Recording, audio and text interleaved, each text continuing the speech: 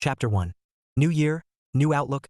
Jason Berret sat on his couch, legs stretched out, a half-empty glass of bourbon resting on the coffee table. The muted glow of the television flickered across the room, but he wasn't watching. The ball had dropped an hour ago, and the world outside was still buzzing with fireworks and laughter. His apartment, however, was quiet. Just the hum of the heater and the occasional pop from the ice settling in his drink. 31. Another year older. Another year single. And strangely, he didn't mind. Jason wasn't bitter. He wasn't lonely. He wasn't even nostalgic for the chaos of his 20s. He'd spent that decade invisible, working hard, keeping his head down, watching women chase men who treated them like disposable napkins. Now, suddenly, those same women smiled at him in bars, laughed at his jokes, asked about his weekend plans. He knew why. Stability was sexy when you were tired of drama. He took a slow sip and smirked. Not interested. He wasn't a consolation prize for someone's bad decisions. He'd built a good life, career, condo, a car that didn't break down every 6 months. He wasn't about to let anyone waltz in at the finish line and claim the trophy. His phone buzzed. A text from Mark, his college buddy. "Happy New Year, man. Still living the dream." Jason typed back, "If by dream you mean eating leftover pizza and watching reruns, then yeah." Mark replied instantly, "You need a girlfriend, or a dog, or both." Jason chuckled and tossed the phone aside. He didn't need either. He was fine, comfortable, and comfort, he'd learned, was underrated. Across town, Susan Morgan clinked her champagne glass against her friends with a practiced smile. The rooftop bar was packed. Glittering dresses, tailored suits, the scent of expensive perfume mingling with overpriced cocktails. Everyone looked like they were auditioning for a reality show. "Here's to 2026, her friend Megan shouted over the music. "This is your year, Susan. No excuses. You're landing a CEO or a tech billionaire. Mark my words." Susan laughed politely. "Right? Because nothing says romance like quarterly earnings reports." Megan rolled her eyes. "You're too picky." "I'm not picky," Susan said, swirling her drink. "I just want something real. Like my parents. 34 years, still holding hands in the grocery store." "Sweetheart, that's adorable," Megan said, patting her arm. "But men like that don't exist anymore. It's all about leverage now. You bring beauty, they bring money. That's the deal." Susan's smile faltered. She hated this conversation. Hated that dating felt like a business transaction. She didn't want a deal. She wanted a partnership. Someone steady, kind, maybe even a little quiet. The kind of man who didn't need to be the center of attention. Her gaze drifted to the skyline, fireworks bursting in the distance. Somewhere out there, maybe that man existed. But he wasn't in this bar, wearing a Rolex and scanning the room for his next acquisition. Jason turned off the TV and stood, stretching. Midnight had come and gone. Tomorrow, life would resume, emails, meetings, deadlines. And Susan Morgan. He smiled faintly at the thought. She was the kind of woman men wrote songs about. Graceful, stunning, effortlessly charming. And completely out of his league. Not that it mattered. They worked well together. Polite, professional. He liked her as a person, which was dangerous enough. But he'd known from day one, she would never be an option for him. He rinsed his glass, set it in the sink, and glanced out the window. Snowflakes drifted under the streetlights, soft and silent. A new year, a clean slate. And for Jason Berret, that meant one thing: keep moving forward, alone but not unhappy. Chapter 2. Back to work. The first Monday of the year arrived like an unwelcome alarm clock. Loud, insistent, and impossible to ignore. Jason Berret stood in front of his bathroom mirror, adjusting his tie with the precision of a man who had done this 1,000 times before. The reflection staring back at him was fine, average. Brown hair that never quite behaved, a jawline that wasn't going to land him on magazine covers, and eyes that looked like they'd seen enough PowerPoint slides to last a lifetime. He sighed, grabbed his coat, and headed out. The city was still shaking off its holiday hangover. Streets slick with melting snow, coffee shops buzzing with people clutching their resolutions like fragile glass ornaments. Jason didn't bother making any resolutions. He didn't believe in them. Resolutions were just promises people made to themselves before breaking them in spectacular fashion. The elevator ride up to the 14th floor was mercifully quiet. He stepped into the office, greeted by the familiar hum of fluorescent lights and the faint scent of burnt coffee. A few coworkers were already at their desks, typing with the enthusiasm of people pretending to love their jobs. "Morning, Jason," called Mark from the corner. His tie already loosened like he'd fought a war with it. "Happy New Year." Jason gave a nod. "Morning. Happy New Year." Mark grinned. "Any wild resolutions? Going vegan? Running marathons? Joining a cult?" Jason smirked. "No cults. Yet." Mark chuckled and turned back to his screen. Jason made his way to his desk, dropped his bag, and powered up his computer. Emails flooded in like a tidal wave, clients demanding updates, internal memos about strategic alignment, and the inevitable company-wide cheerleading message about how this year would be transformational. He skimmed, deleted, and filed with mechanical efficiency. Then he saw her. Susan Morgan walked in, her heels clicking softly against the polished floor. She wore a navy dress that managed to be professional and stunning at the same time. Her hair swept back in a way that looked effortless but probably wasn't. She smiled at the receptionist, then at someone near the coffee machine and finally, briefly, at him. "Morning, Jason," she said, her voice warm but casual. "Morning," he replied, keeping his tone even, polite, professional, the same way he always did. She moved toward her desk, a few rows away, and Jason forced himself to look back at his monitor. He'd learned early on that staring was a rookie mistake. Admiration was fine in theory, but in practice it was a slippery slope to awkwardness. By mid-morning, the office was buzzing with post-holiday chatter. Someone had brought in leftover cookies, and a small crowd gathered near the break room like moths to a sugary flame. Jason stayed put, working through a spreadsheet that refused to cooperate. "Jason," a voice said behind him. He turned to see Linda from HR, holding a folder like it contained state secrets. "Yeah. Quick heads up," she said. "You and Susan are being paired for the Henderson account. Big client. Kickoff meeting tomorrow." Jason blinked. "Me and Susan? Yep. You're solid on numbers. She's great with client relations. Dream team."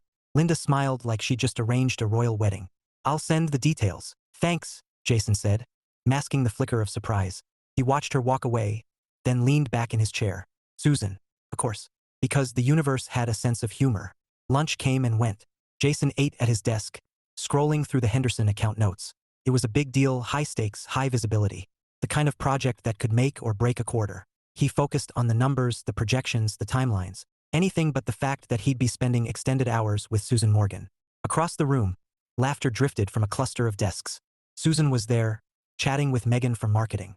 Jason caught snippets, something about holiday parties and champagne disasters. He smiled faintly, then looked away before anyone noticed. At 3 o'clock, Susan appeared at his desk, holding a slim notebook and a coffee cup with her name scrawled across it in looping letters. "Hey," she said, her tone easy. "Linda told me we're on Henderson together." Jason nodded. "Yeah, should be fun." She laughed softly. "That's one word for it. I've skimmed the client brief. They're big on innovation and synergy, which usually means they want something shiny without knowing what shiny looks like." Jason smiled. "Sounds about right.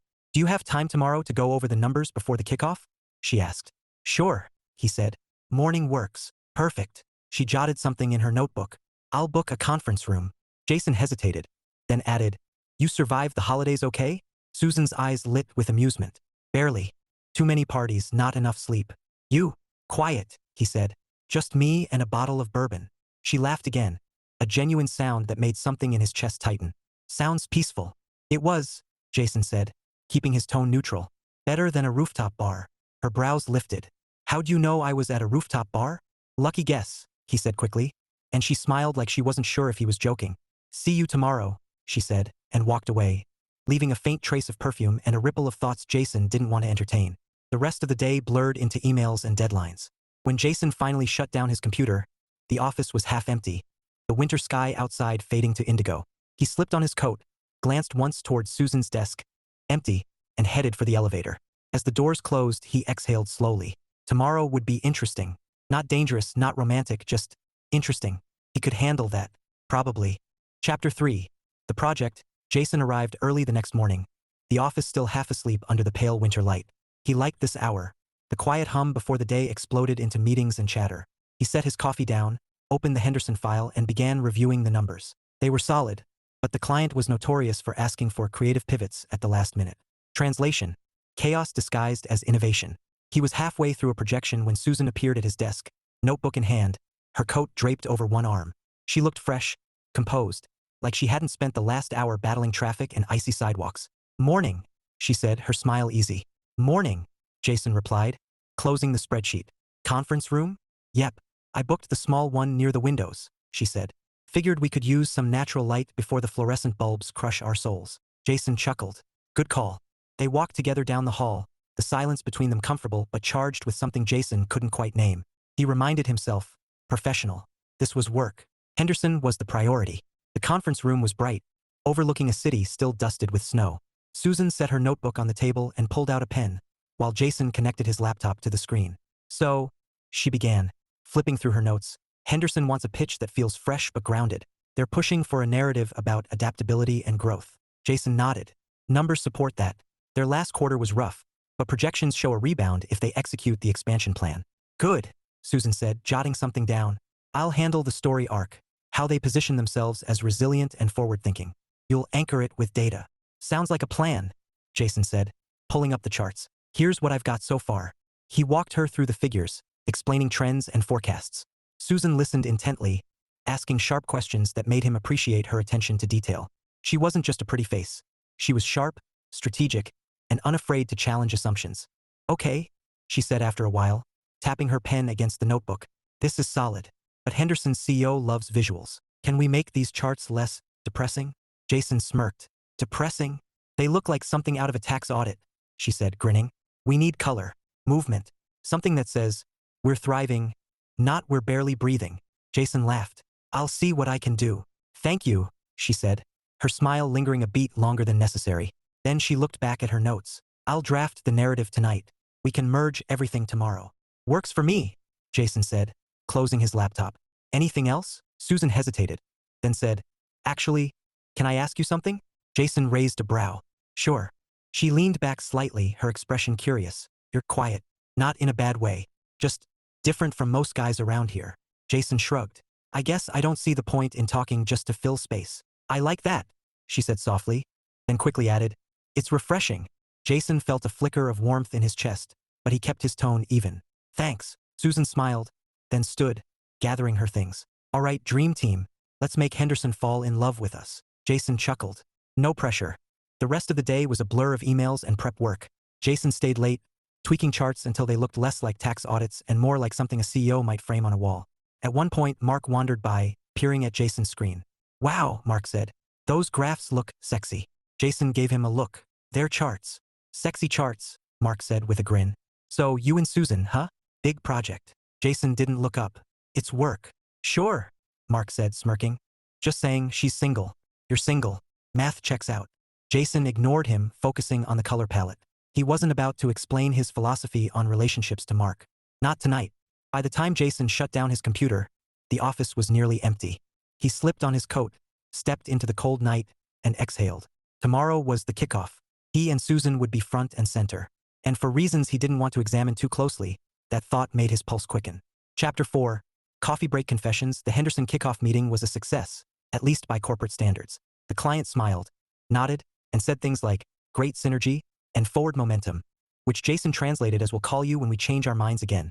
Still, the presentation had gone smoothly. Susan had handled the narrative like a pro, weaving Jason's data into a story that sounded almost inspiring. Almost. By the time they returned to the office, Jason felt the familiar post-meeting fatigue settling in. He dropped his laptop on his desk, loosened his tie, and considered whether coffee was worth the effort. It was. Always was. He headed toward the break room, only to find Susan already there, stirring sugar into a steaming cup. She looked up as he entered, her smile warm and unguarded. Hey, she said. You survived. Barely, Jason replied, reaching for a paper cup. I think Henderson set a record for buzzwords per minute. Susan laughed, the sound light and genuine. I counted at least 12 synergies, and 3 disruptions. Jason smirked. I stopped listening after paradigm shift. Smart, she said, leaning against the counter. So what's your reward for surviving? Coffee? Bourbon. Coffee for now, Jason said, filling his cup. Bourbon later. Susan tilted her head, studying him for a moment. You're funny. You know that? Jason raised a brow. Funny. Yeah, she said, smiling. Dry humor. Most guys I know try too hard. You don't. Jason shrugged. Trying too hard usually means you're compensating for something. Her smile widened. True. They stood in companionable silence for a moment, the hum of the coffee machine filling the space. Then Susan spoke again, her tone softer. Can I ask you something? She said. Jason glanced at her. Sure. Do you ever feel like dating has become a business transaction? She asked, her eyes searching his. Like everyone's negotiating terms instead of just falling in love? Jason blinked, surprised by the question. Yeah, he said after a beat. All the time. Susan exhaled, almost relieved. I hate it. My friends keep telling me I should be chasing executives or guys with money. Like it's a strategy, not a relationship. Jason nodded slowly. I get that, but it's not just women. Men see it too. Feels like everyone's running numbers instead of taking chances. Susan looked at him, her expression thoughtful. So what do you do? Just opt out. Jason hesitated, then said, I guess I stopped expecting anything. I spent my 20s invisible. Now people notice because I have a decent job and a condo. But I'm the same guy I was back then. So if someone's interested now, I can't help wondering why. Susan's brows furrowed. You think it's about security? Jason gave a humorless smile. Pretty much. And I'm not interested in being someone's safety net. Susan was quiet for a moment, then said softly, That's fair. Honestly, I respect that. Jason met her gaze, and for a second, something unspoken passed between them. An understanding, fragile but real. Then Susan smiled again, lighter this time. Wow, she said, laughing softly. Deep thoughts for a coffee break. Jason chuckled. Better than talking about the weather. True, she said, finishing her coffee. Thanks for being honest. Anytime, Jason said, and meant it. Susan glanced at her watch. I should get back. Henderson's going to want revisions by tomorrow. Of course, Jason said, watching her walk away. When the door swung shut behind her, he stood there for a moment, staring at his coffee like it held answers. That night, Jason worked late, but his mind kept drifting back to the break room. To Susan's question. To the way her voice softened when she said she hated the transactional nature of dating. He'd never had that conversation with anyone at work. Hell, he'd never had that conversation with anyone, period. And for reasons he didn't want to analyze too closely, it mattered. Chapter 5. Unexpected chemistry. The office was quiet after hours, the kind of quiet that made every keyboard click sound like a drumbeat. Jason sat in the small conference room, laptop open, charts glowing on the screen. Henderson had sent revisions, of course they had, and now he was knee-deep in adjustments that made no sense but had to look innovative. He wasn't alone. Susan sat across from him, her hair pulled back, sleeves rolled up, scribbling notes in her notebook like a woman on a mission. A half-empty coffee cup sat beside her, lipstick smudged on the rim. She looked tired, but in that effortless way some people managed, like fatigue was just another accessory. Jason glanced up. Most people would have bailed by now. Susan smirked without looking up. Most people aren't trying to make Henderson believe they're the future of synergy. Jason chuckled. Synergy. The word that means absolutely nothing. Exactly, she said, finally meeting his eyes. But hey, they pay us to make nothing sound profound. Jason grinned. We're basically poets. Susan laughed, the sound warm and unguarded. Corporate poets. That's depressing. True, Jason said, leaning back in his chair. But at least we get free coffee. Susan raised her cup. If you can call this coffee. Jason smirked. Fair point. They worked in silence for a while, the only sound the hum of the heater and the occasional sigh when a chart refused to cooperate. Then Susan spoke again, her tone casual but curious. So, she said, tapping her pen against the notebook, what made you choose this line of work? Numbers, spreadsheets, endless meetings. Jason shrugged. Honestly, stability. I like knowing the ground isn't going to shift under me every 5 minutes. Susan nodded slowly. Makes sense. I think that's why I ended up here too. After college, everyone was chasing startups and chaos. I wanted something steady. Jason smiled faintly. You don't strike me as someone who likes chaos. Susan tilted her head, amused. What gave me away? The fact that you color-code your notes, Jason said, nodding toward her notebook. She laughed. Guilty. Organization is my love language. Jason chuckled. Mine's silence. Susan grinned. That explains a lot. An hour passed, then another. At some point, Jason's laptop froze, and he muttered something under his breath that made Susan laugh again. Technical difficulties? She teased. Printer jam, software crash, existential crisis, Jason said dryly. All in a day's work. Susan shook her head, smiling. You're funny when you're annoyed. Jason raised a brow. Funny? Yeah, she said, her eyes bright. Most people get loud. You get sarcastic. Jason smirked. It's a coping mechanism. Well, it works, she said softly, and for a moment her gaze lingered on his. Longer than necessary. Long enough for Jason to feel something shift, subtle but undeniable. He looked away first, focusing on the screen like it held the secrets of the universe. But it was safer than whatever was happening in the space between them. By the time they wrapped up, it was nearly 9. The office was dark except for the glow of their screens and the city lights outside. Susan stretched, her arms arching gracefully, and Jason forced himself not to stare. Okay, she said, gathering her things. We're in good shape. Henderson will love this. Jason nodded. Thanks for staying late. Susan smiled. Thanks for making depressing charts look less depressing. Jason chuckled. High praise. She laughed, then paused at the door. Jason, you're not what I expected. Jason blinked. What does that mean? Susan shrugged, her smile teasing. You're quieter than most guys here, but you notice things. That's rare. Jason didn't know what to say to that, so he settled for, I'll take that as a compliment. It is, she said, her voice soft. Then she was gone, leaving Jason alone with his thoughts, and the unsettling realization that he was starting to look forward to these moments more than he should.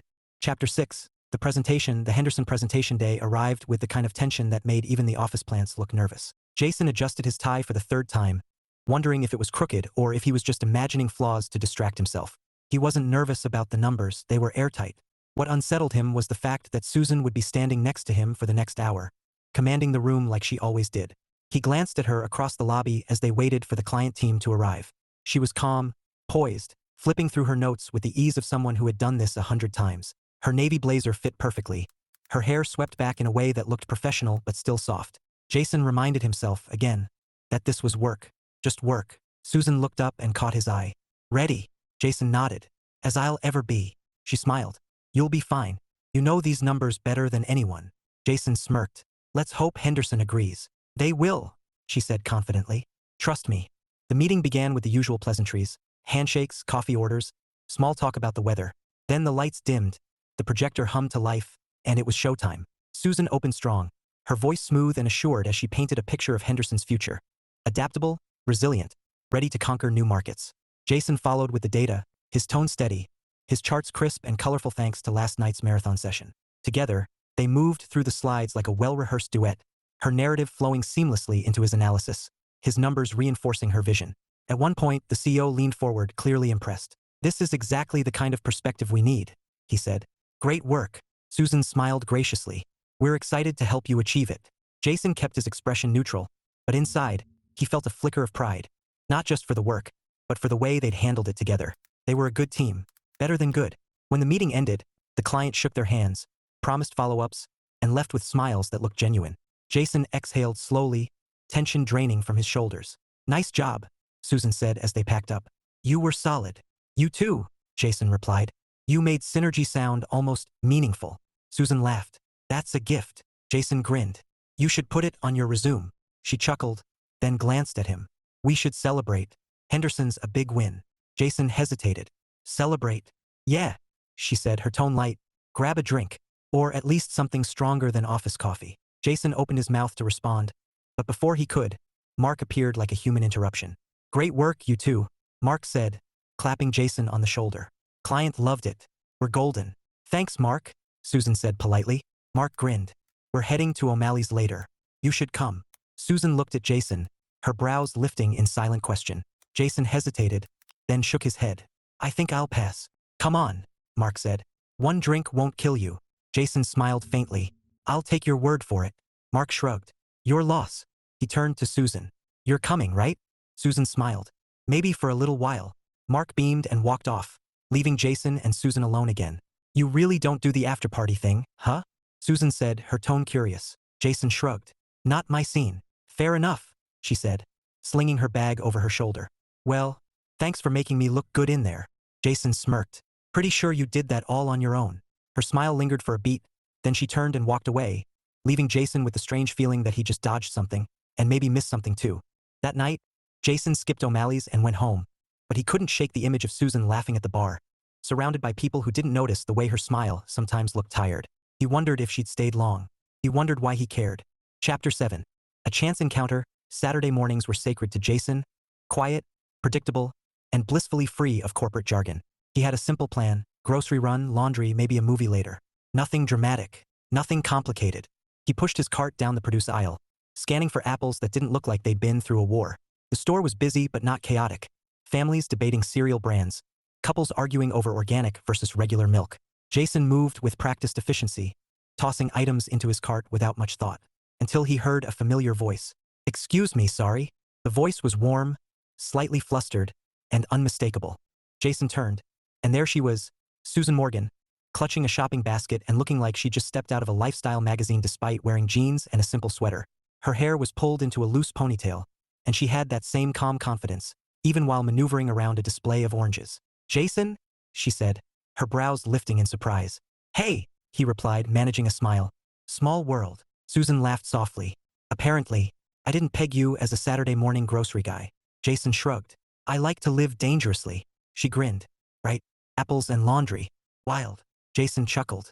What about you? Stocking up for the week. Trying to, she said, holding up a box of pasta like evidence. I'm a disaster in the kitchen, but I keep pretending I'll get better. Jason smirked. Optimism counts. Susan laughed again, then glanced at his cart. Wow, You're organized. Jason looked down at the neat rows of produce and canned goods. I guess. Color-coded notes, organized grocery carts. She teased. You're consistent. Jason smiled faintly. Guilty. They moved toward the dairy section together, conversation flowing easily, about work, about Henderson, about the universal struggle of finding decent avocados. At one point, Susan's basket tipped precariously, and Jason caught it before it spilled. Thanks, she said, laughing. I swear, I'm a hazard in grocery stores. No problem, Jason said, steadying the basket. I've got quick reflexes. Good to know, she said, her eyes bright with amusement. When they reached the checkout line, Susan hesitated. Hey, she said, her tone casual but hopeful. You want to grab a coffee? There's a little cafe across the street. Jason blinked, caught off guard. Coffee? Yeah, she said, smiling. Unless you have plans to alphabetize your pantry. Jason chuckled. I can reschedule. Susan laughed, and just like that, they were walking out together, the winter air crisp and bright. The cafe was cozy, with mismatched chairs and the smell of fresh pastries. They found a corner table, steaming mugs between them, and for the first time, Jason felt the edges of his carefully guarded world blur. Susan stirred her coffee, her expression thoughtful. You know, she said, I'm glad we ran into each other. It's nice talking outside of work. Jason nodded. Yeah, it is. She smiled, and for a moment, the noise of the cafe faded. The clinking cups, the hum of conversation, all of it. There was just her, and him, and the quiet possibility of something neither of them had planned for. Chapter 8. The invitation. Monday morning arrived with the usual flood of emails and calendar alerts, but Jason felt different. Not dramatically, not in a way anyone else would notice, but enough that he caught himself checking the clock more often than usual. He wasn't waiting for lunch or the end of the day, he was waiting for Susan to walk in. When she did, it was like the office lights brightened a notch. She wore a soft gray sweater under her blazer, her hair loose today, framing her face in a way that made Jason's chest tighten for reasons he didn't care to examine. She smiled when she saw him.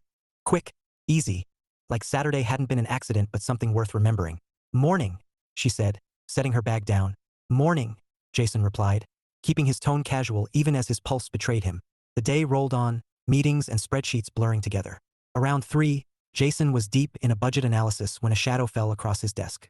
He looked up to find Susan standing there, her expression bright with something that looked suspiciously like mischief. Got a minute? She asked. Jason closed his laptop. Sure. She leaned against the edge of his desk, her voice low enough that it felt like a secret. So, a few friends and I are doing a trivia night on Thursday. Nothing fancy, just a little bar downtown. You should come. Jason blinked. Trivia night? Yeah, she said, smiling. You strike me as someone who knows random facts about obscure things. Jason smirked. That's oddly specific. Susan laughed. Come on, it'll be fun. No pressure. Jason hesitated. Social events weren't his thing. Crowds, noise, small talk. It all felt like work without the paycheck. But the way she was looking at him, hopeful, teasing, made saying no feel impossible. All right, he said finally. I'll come. Susan's smile widened, warm and genuine. Great, I'll text you the details. Jason nodded, trying to ignore the flicker of anticipation that sparked in his chest. Thursday came faster than expected. Jason stood outside the bar, hands in his pockets, reminding himself that this was just trivia, nothing more. He stepped inside, greeted by the hum of conversation and the clink of glasses. The place was cozy, dimly lit, with chalkboard menus and mismatched tables. Susan spotted him instantly, waving from a corner booth. She looked relaxed, her laughter mingling with the chatter of her friends. Jason made his way over, and she scooted to make room. You made it, she said, her smile lighting up the dim space. Wouldn't miss it, Jason replied, sliding into the booth. Susan introduced him to the group, Megan from marketing, 2 guys from her college days, and a woman named Claire who seemed to know every bartender by name. They were friendly, quick with jokes, and Jason found himself laughing more than he expected. The trivia started, and Susan was right. Jason did no random facts about obscure things. Capital cities, classic films, historical dates. He nailed them all, earning cheers and playful high fives from the group. Susan leaned close every time he answered, her laughter warm against his ear. You're killing it, she said, her eyes bright. Jason shrugged, grinning. Useless knowledge finally paying off. Not useless tonight, she teased. By the end of the night, their team had won second place, and Susan insisted on buying Jason a drink as a thank you. They stood at the bar, the noise of the crowd fading into the background as they talked. About music, movies, childhood memories. Felt easy, natural, like they'd known each other longer than a few years of polite office exchanges. At one point, Susan laughed at something Jason said, her hand brushing his arm lightly. The touch was brief, casual, but it sent a jolt through him all the same. When they stepped outside, the winter air was sharp, their breath visible in the glow of streetlights. Susan pulled her coat tighter, smiling up at him. "Thanks for coming," she said softly. "I'm glad you did." Jason met her gaze, something unspoken hanging between them. "Me too." For a moment, neither moved. Then Susan smiled again, lighter this time. "See you tomorrow?" Jason nodded. "Yeah, tomorrow." She walked away, her silhouette fading into the night, and Jason stood there longer than he should, wondering when a simple invitation had started to feel like the beginning of something bigger. Chapter 9. Vulnerable moments. Friday evening found Jason walking home under a sky that looked like brushed steel, the city lights flickering against the cold. He'd stayed late at the office, finishing reports, but his mind wasn't on spreadsheets. It was on Thursday night. The trivia, the laughter, the way Susan's hand had brushed his arm like it was nothing and everything at once. He told himself it didn't mean anything. He told himself he was imagining things. But the truth was harder to ignore. He liked her. Not in the casual office crush way he'd dismissed before. This was different, deeper, and that scared him more than he wanted to admit. Saturday evening, Jason decided to clear his head with a walk. He bundled up, shoved his hands in his pockets, and wandered through the quiet streets. He wasn't expecting to see anyone he knew. But life had other plans. "Jason." The voice was familiar, warm, and carried a note of surprise. He turned, and there she was, Susan, standing outside a small bookstore, a paper bag tucked under her arm. Her cheeks were pink from the cold, her hair loose around her shoulders. She looked different, softer, like the city had paused just for her. "Hey," Jason said, managing a smile. "Small world." Susan laughed, her breath visible in the crisp air. "You keep saying that every time we run into each other. Maybe the world's smaller than we think," Jason replied. She grinned. "Maybe." They fell into step together, the bookstore fading behind them. The streets were quiet, lined with glowing windows and the occasional swirl of snow. Conversation came easily, about books, about work, about the trivia night that had somehow become a shared memory worth revisiting. "You were impressive," Susan said, her tone teasing. "Capital cities, classic films. You're basically a walking encyclopedia." Jason smirked. Useless knowledge finally paying off. "Not useless," she said softly. "It made the night fun." Jason glanced at her, catching the way her eyes lingered on his for a beat too long. He looked away, his chest tightening. They reached a park, the paths dusted with snow, benches empty under bare trees. Susan slowed, then stopped near a lamppost, her expression thoughtful. "Can I tell you something?" she asked. Jason nodded. "Sure." She hesitated, then said, "Sometimes I feel tired, not physically, but tired of how everything feels like a transaction. Dating, relationships, it's all about leverage now. Who brings what to the table? It's exhausting." Jason listened, her words echoing the conversation they'd had in the break room. "Yeah," he said quietly. "I get that." Susan looked at him, her eyes searching. "I just want something real, like my parents, 34 years, still laughing together. That's what I want." Jason swallowed, the honesty in her voice cutting through his defenses. "That's rare," he said. "I know," she said softly. "But I still believe it's possible." Jason met her gaze, and for a moment, the world narrowed to just the two of them. The lamplight, the snow, the quiet truth hanging between them. "I spent my 20s invisible," Jason said finally, his voice low. "Now people notice because I have a decent job and a condo. But I'm the same guy I was back then. So if someone's interested now, I can't help wondering why." Susan's brows furrowed, her expression gentle. "You think it's about security?" Jason gave a humorless smile. "Pretty much. And I'm not interested in being someone's safety net." Susan was quiet for a long moment, then said, "That's fair. Honestly, I respect that." Jason exhaled, the tension in his chest easing just a little. "Thanks." Susan smiled faintly. "You know, Jason, you're not like most guys." Jason raised a brow. "Is that good or bad?" "Good," she said softly. "Definitely good." They walked on, the silence between them no longer heavy but warm, like a shared secret. When they reached the corner where their paths split, Susan paused. "Thanks for the walk," she said, her smile lingering. "I needed that." "Me too," Jason replied. "See you Monday?" she asked. Jason nodded. "Yeah, Monday." She turned and walked away, her figure fading into the snowy night, and Jason stood there longer than he should, wondering when a simple conversation had started to feel like something he couldn't ignore. Chapter 10. The turning point. Monday started like any other. Emails, meetings, the hum of office chatter. But Jason felt a shift in the air. Maybe it was him. Maybe it was the memory of Saturday night, of Susan's voice in the quiet park, her honesty cutting through the noise of everything he thought he knew about her. He wanted to believe her, wanted to believe she wasn't like the others. But old habits die hard, and doubt has a way of creeping in when you least expect it. By mid-morning, Jason was buried in a report when Mark strolled over, grinning like he'd just uncovered state secrets. "Hey," Mark said, leaning against Jason's desk. "You hear about Susan?" Jason looked up, wary. "What about her?" She's got a date tonight, Mark said, his tone casual but loaded. Some guy, finance, I think. Big shot. Jason felt something cold settle in his chest. How do you know? Claire mentioned it, Mark said with a shrug. Apparently he's one of those guys who drives a car worth more than my house. Jason forced a smile. Good for her. Mark smirked. Guess trivia night wasn't that memorable. Huh? Jason didn't answer. He just turned back to his screen, the words blurring as Mark walked away. The rest of the day was a haze. Jason tried to focus, but his mind kept circling back to the image. Susan laughing at some guy's jokes, sipping wine in a place where the bill could pay for a month's rent. He hated that it bothered him. Hated that he cared. By 5, he'd convinced himself of one thing. He'd been right all along. People didn't change.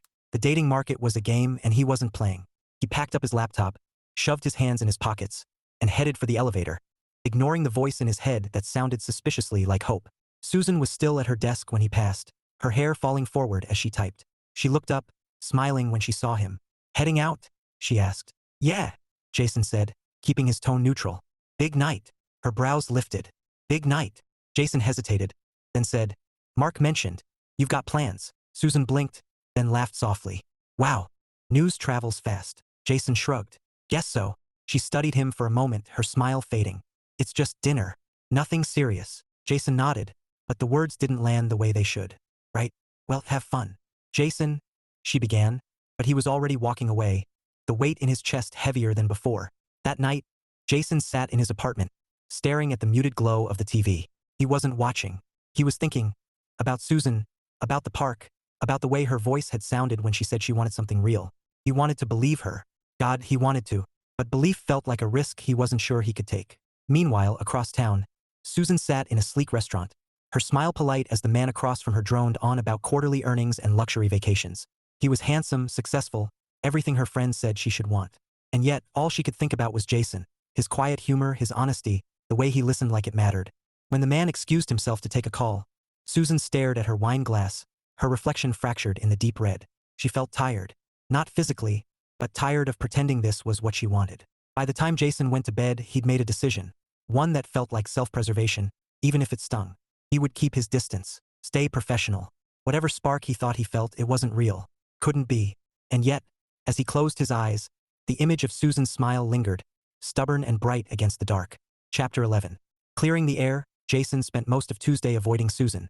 Not in an obvious way, but in the subtle, calculated manner of a man who didn't trust his own reactions. He kept his head down, buried in spreadsheets, skipped the break room, and left meetings as soon as they ended.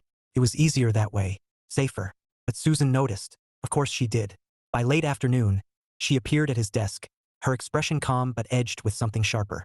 Determination, maybe. Got a minute? She asked. Jason looked up, forcing a neutral tone. Sure.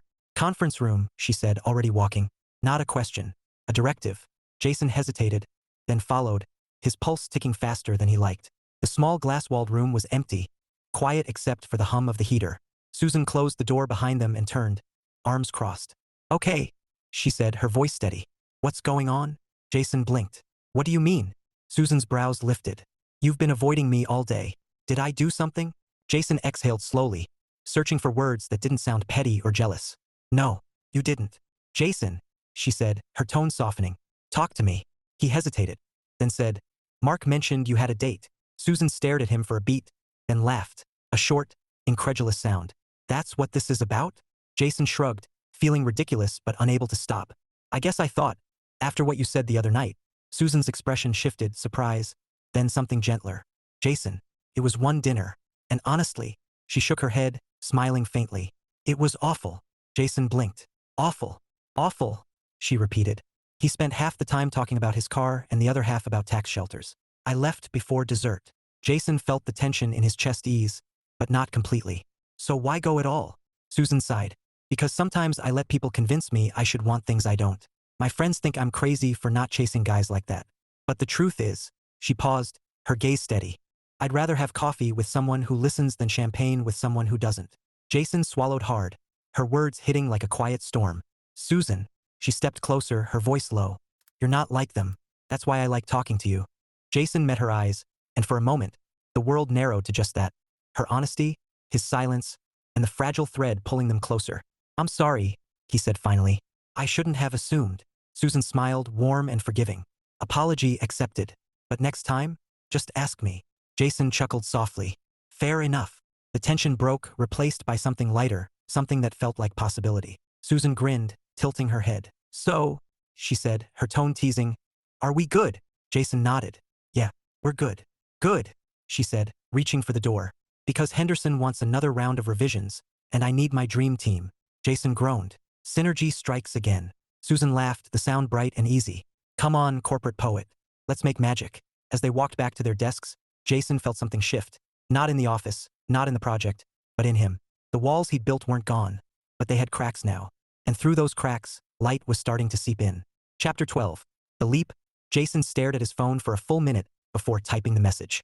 It wasn't complicated, just a few words, but it felt heavier than any report he'd ever written. Dinner? Tomorrow night. He hovered over the send button, second-guessing everything. Was it too soon? Too casual? Too obvious?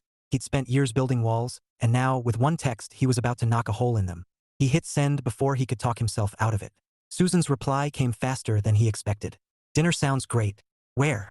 Jason exhaled, tension easing from his shoulders. He typed back, there's a little Italian place near the park. Quiet.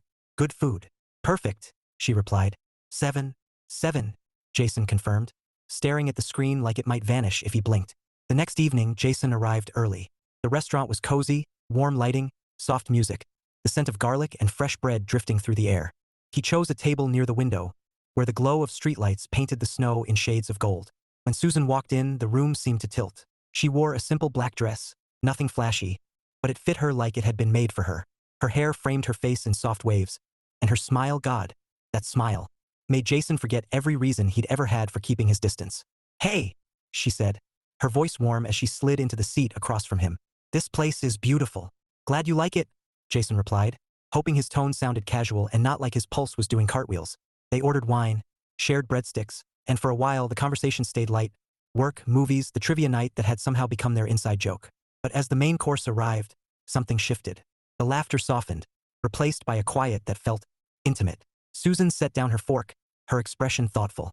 You know, she said, I'm glad you asked me to dinner. Jason met her gaze. Me too. She smiled faintly. I wasn't sure you would. Jason hesitated, then said, honestly, I wasn't sure either. Her brows lifted. Why? Jason exhaled, the words heavy but necessary. Because I've spent a long time not trusting this. Not trusting people's intentions. I worked hard to build a life I'm proud of, and I guess I've been afraid that anyone showing interest now isn't really interested in me. Susan was quiet for a moment, her eyes steady on his. Then she said softly, Jason, if I wanted someone for their condo or their paycheck, I wouldn't be sitting here with you. Jason swallowed hard, her honesty cutting through every layer of doubt. I know, he said quietly. It's just hard to unlearn. I get that, she said, her voice gentle. But for what it's worth, I like you. Not your job. Not your apartment. You. Jason felt something loosen in his chest, something that had been wound tight for years. He smiled small, genuine. That means more than I can say. Susan smiled back, and for a moment, the world narrowed to just that. Two people, a quiet table, and the fragile beginning of something real. After dinner, they stepped outside into the crisp night air. Snowflakes drifted under the streetlights, settling on Susan's hair like tiny sparks. Jason walked beside her, hands in his pockets, the silence between them warm instead of heavy. When they reached the corner where their paths split, Susan turned to him, her smile soft. Thanks for tonight. It was really nice. Yeah, Jason said, his voice low. It was. For a moment, neither moved. Then Susan leaned in, brushing a light kiss against his cheek. A touch so brief and gentle it felt like a promise. Good night, Jason, she said, her eyes bright. Good night, he replied, watching her walk away, his heart pounding like it hadn't in years. Jason stood there long after she disappeared into the snowy night, the cold biting at his skin, the warmth of her kiss lingering like a spark he didn't want to lose. For the first time in a long time, he didn't feel like a man standing at the finish line. He felt like someone at the starting line, ready to run, ready to risk, ready to believe. Chapter 13. New beginnings. The city was quiet under a fresh layer of snow, the kind that muffled sound and made everything look softer, cleaner, like the world had hit reset.